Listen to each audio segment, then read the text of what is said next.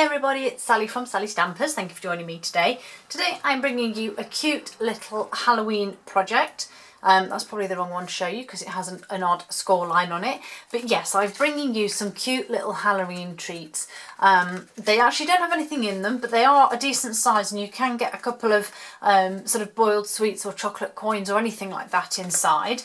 I have made something similar to this in the past, and I actually got my inspiration for this one from one of the swaps I received. If you watched my swap video from my crafting retreat a couple of weeks ago, you will remember that I had one of these in my swap, and it had a gorgeous little treat inside. And the lovely lady that made these is Chrissy Wilson of Whoopsie Daisy Delights, and I saw this and I thought, you know, they would make great trick or treat gifts. They look fairly simple to do, and I had a little look at it and sort of played around, and I thought, yes, I could make those into little Halloween treats. And so as you can see, we've got some really spooky bats with red eyes, but I've simply used the Regals DSP and the Regals ink.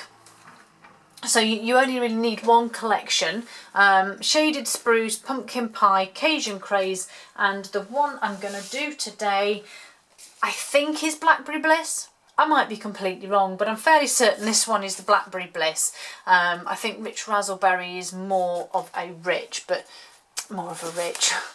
lighter purple. Let me have a quick look because I really honestly can't remember. Yes, so that, I don't know if you can actually see the difference. That's Rich Razzleberry, this is Blackberry Bliss, and that's the one I'm going to use today. But of course both colours would work equally the same. So thank you very much, Chrissy. I'm going to turn them into little Halloween treats and I'll show you how I made them. So you simply need a little piece of DSP that is 6 inches by 4.5. So that's 11.5 centimetres by 15.3. It's basically one of your 6x6 DSPs cut down to 4.5, which is 11.5 centimetres. On the short side, we're simply going to score at 3/4 of an inch and 3 inches, which is 2 and 7.5 centimetres. And on the long side, we're going to score at 2, 2 3/4, 4 3/4, and 5.5. And in centimetres, that will be 5, 7, 12 and 14. Super simple. So, as with all of our projects, we're going to fold and burnish these. I do like the Regals. I don't really use them enough. Perhaps now we have Halloween and Christmas approaching, I may use them a little bit more. But I don't really use them as much as I should, and they are beautiful colours, all of them. Well, all of our colours are beautiful anyway, but I do like this one. Okay, so fold and burnish. So at the bottom where you did your 3/4 of an inch score, we are very simply cutting up those score lines up to the line. Very simple. We're then going to cut away that little corner piece, so we just have this left, and then we have the long piece here where we've just cut a little wedge. We're going to cut one, the other end, and cut that bit away too. So we now have our bottom bits here that we've just cut. This will be our main centerpiece of the bag. And so we want this last end piece here will be our lid. So these 3 panels here we can cut away. Now you can do this on your trimmer if you feel better doing it that way, if you don't feel you have a steady enough hand or a straight enough eye. So you're left with this shape. We're then going to use our beautiful detailed trio punch to round these corners. And again, if you have it, you can use your envelope punch board for this if you don't have this rounded punch. So that's that bit done. And then we're simply going to stick some bits down. So again, because we're using DSP, we can use our snail. So run a little bit down that side, fold over, and stick down. And then again we're going to pop those two side bits in, the back, which is where your lid is, if you like, and so this front bit goes down last, which again we're just going to add a bit of snail onto. And then you're simply just going to push these sides in to make it fold in, and then just fold your lid over. Obviously don't forget to add your treats at this point. So pop whatever treats you want in there, and then I actually just used a glue dot because the chances are these aren't going to last 2 minutes when you're trick or treating. The kids are going to rip them open, eat the sweets and throw the packaging away. And because they also, I mean, there's 48 sheets of DSP in a pack, so you know you can afford to make a fair few of these and for them to be thrown away. So again, once you've got those treats inside, I'm just, as I say, used a glue dot.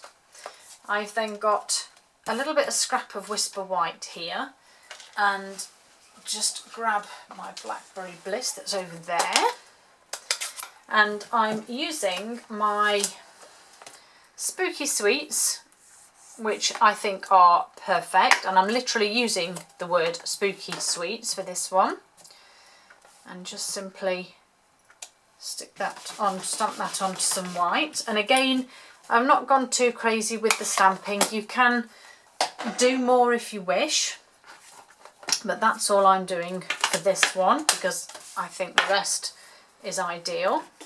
The 1 3/8 scallop circle punch. What was this just? Okay, it's not quite how I wanted it, but we'll go with it. And again, I just simply used a couple of glue dots. I love my glue dots. Just stick that on to the lid, just there. And then the last little bit is this beautiful Spooky Bat Punch, which, as you can see, cuts 3 bats out in one go. So I've got my little scrap bit of basic black. Let's just make sure it's going to get all of the bats completely on there. It should do, because I did check it. That looks good. Give it a good, whoa, there we go. And there's my 3 beautiful bats.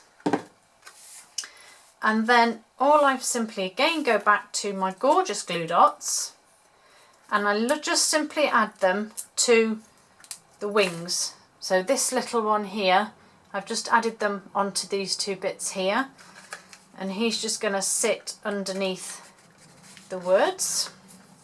And then again, these guys, in fact, before I stick them on, beautiful red rhinestone basic jewels.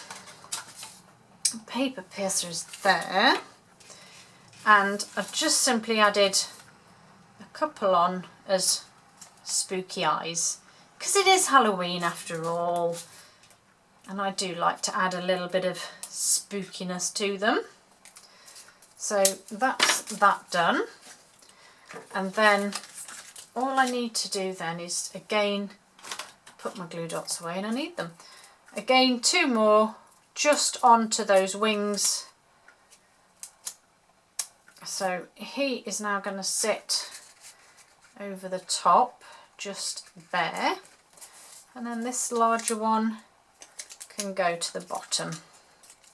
And like I said, I think these make just great little Halloween treats. And even if you're not actually if you don't have trick-or-treaters, you may have some grandchildren or nieces or nephews that you make things for, and I think that a selection of these would be great. And you could also get, I don't know if they still do them, I'm a little bit out of touch, but you used to, when I was young, you used to be able to get sweets that turned your mouth black and crazy things like that, and these would probably fit in there. So you could give them a selection of which ones were treats and which ones were tricks. But I think they're really cute, and as I said, thank you, Chrissy, for the lovely swap that gave me the inspiration to make these. Hope you like it. Don't forget, all the information is along on my blog, and I hope to see you all again soon. Bye.